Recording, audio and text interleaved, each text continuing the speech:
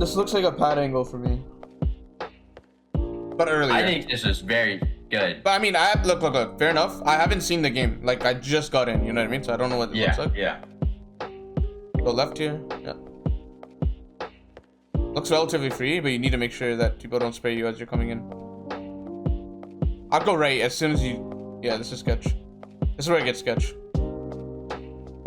How does it I was doing this because like I wanted to go behind the mountain here, so they couldn't see us. Okay, go back.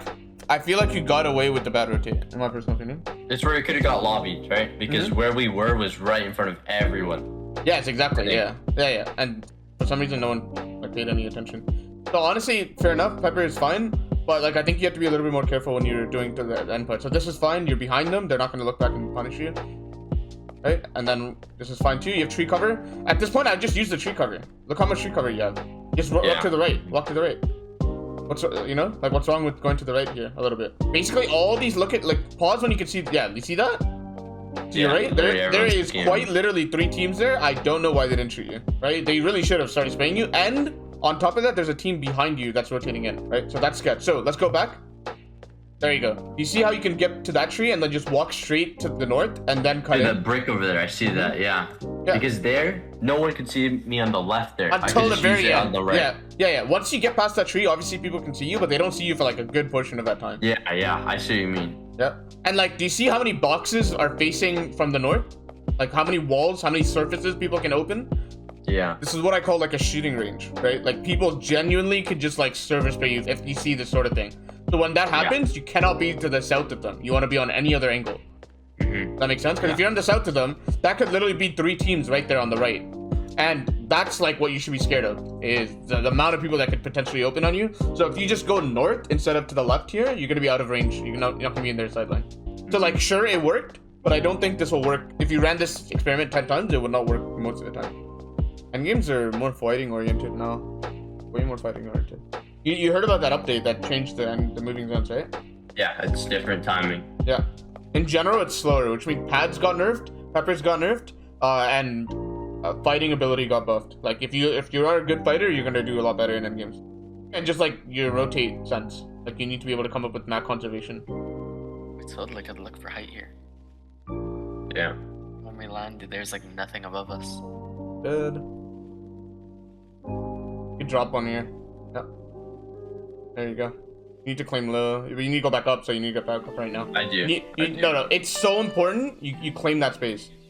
Look. Go back here. This is actually very, very important. This shows me the lack of understanding. The tile above you, above the cone that you just placed, is so important to claim. If a random duo just walks across that cone, places the floor, and just claims that spot, you are now what's called buried. You're done, right? Do you understand? So this is why it's important to claim that. This play right here is too slow. Too slow. Too late. Yeah. In a better lobby, you need to claim this, right? Okay. In a really like pro team lobby, like the team that's on low ground with you will claim that before you do. That's why it's like a rush, right? You gotta get that fast. So now obviously you have a harpoon. Your win con is to get an impact at this point, and you really need to like make something happen, right? Obviously you want to make something happen in a way that like is likely to work. You don't want to just jump in the first up. There we go. So this is your opportunity. At this point, it just comes down to like hitting your shot, right? Yeah, he dies here. I killed them both. Yep.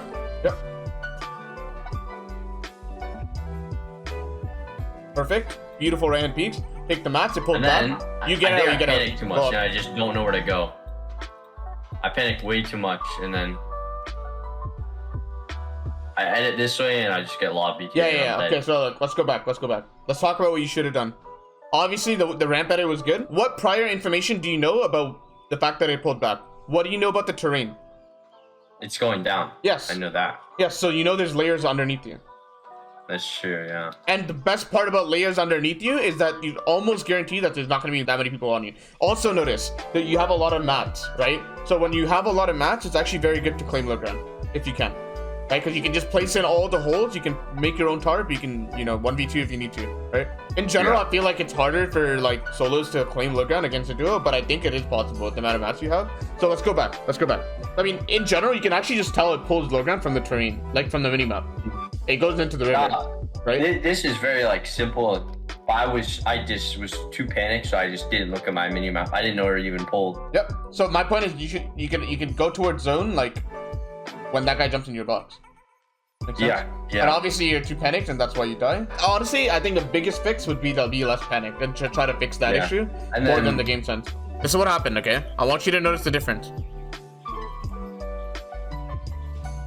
Right, this is where the previous zone was. It wasn't straight. And then look where it pulls back. Okay, and you're right here. How should you play this? Okay. This is when, let's say for 1 second, you didn't panic, okay? You didn't Yeah, panic. you go on the right side because I can have like my old tarp, right? Right side here?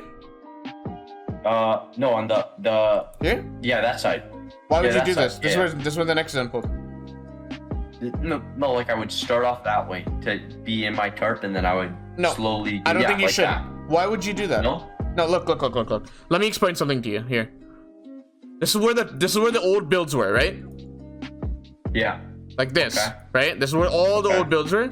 This area is covered with old builds. Okay? Oh, And so I should be on the opposite side. I got it. So like the left side. yes. Because that means, right? There's a lot of builds over here. That's just empty space. And when you have a lot of mats, right? And you got an impact and you have a lot of mats compared to the zone of the game, and you just want to be able to get to a safe spot, which is essentially what happened to you. You just want to play dead side, which is right here. Right? Yeah. So that's exactly what you want to do. The problem is, if you go here, yeah, you're conserving mats, right? But then when you want to cut in again, you're going to be buried because there's so many builds you have to cut through right here. You will lose, right? So that's why when people get a lot of mats, they just try to find the empty layer, right? And try to go like into the empty space. So the layer is whatever, you can go up or down, right? Like down because the terrain's changing, and the when it goes down, a lot of people won't be on low ground, sure. You can also go up. Up is probably the safer play to try to find space, but as long as you're careful of being in second height. You go up and then you go on the right side compared to this is left from our POV, but from your POV it would be your right, right? You go on the right side of zone. Like this, because this is completely empty. There's no space. So go back to your replay. Notice the zones, like the slight difference in which they come from, right? It doesn't just go north and then south. There is a slight difference in terms of where it's going and coming from. Make sense? Do you see now, right? It came from the supply drop, right? And then now it's going to the bottom left slightly. People that don't really understand the game, they sort of think that when it goes back like that, they just think of it as it pulls back. Let's find our tarp. But that's actually wrong. Right? Because if you look at where the zone's coming from, it's coming from the bottom right. Yeah, this spot right there. You see those builds? Yep. That's where I could go. Yep. Like after that zone pulls. Like Yeah, but then right I here want you to notice those there's a old lot of builds. builds to the left as well. So then that's sketch. Right? Yeah. So like you might get buried. So honestly, like going up into like a high layer might be your option. Okay, let's talk about this. We haven't considered this at all. Grizzly needs to drop mats when he gets knocked immediately. Right? That's something you can do this season. And it genuinely, it might seem like a small detail. It is game changing. You don't think about it now. Yeah, Also, look, this area over there. Wait, I could go there. Yeah. Yeah. That's my point. Because look where zone pulls, right? If you just wrap around the right, like you go pick up the mats and then wrap around the right, because you have a plan for next zone, right? You pre-planned it. Yeah, he has so much time to give you mats. Yep. He would give you mats, but the area that you pointed out earlier, that's exactly the direction you should be going in. Yeah, that's like Because the that's best area dead to side. go in. That's full dead side on the moving zone. Okay? Yeah. So these slight differences, right? So when zone pulls back, don't just think of it as, oh, it pulled back. Where's dead side? If zone pulls like this, if this is like 1, and then it pulls like here, and then it immediately just pulls back right on top of where the old one was, sure, there's not much stuff you could do, right? In this situation, there's not much you could do, right? There's not like really like tactics that you can use. If let's say like in this case, right, what would happen is if this were like how the zones really tie into each other, right?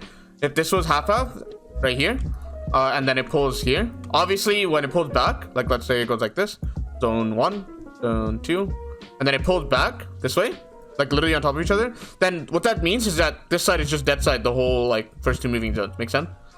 Yeah. Like, so like knowing where half was could genuinely affect moving zone number 2. That's why I see some pros, they actually leave their marker on the last zone. Yep. So they understand where it's coming from, right? So they understand where dead side is. So then that's why it's important, right? When you're moving from here to here, you should know where this was, right? So then it can help you in your decision making, right? And if we see in your replay, right, if we want to just go back to that spot where you mentioned this was so free, go back real quick. See that? I looked at it. Yeah, right here. Look how free that is.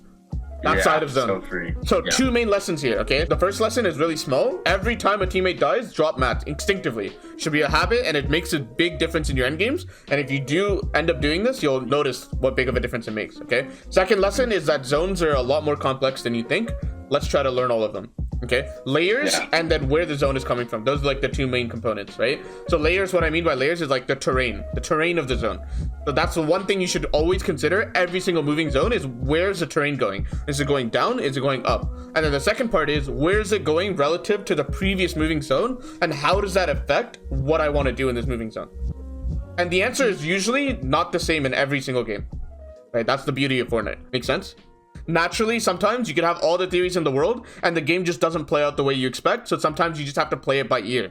That's another aspect. Yeah. Intuition, right? So sometimes it doesn't work out the way you think it is. You go to dead side, what theoretical dead side is, and it ends up being completely congested, right? So be ready for that aspect as well, right?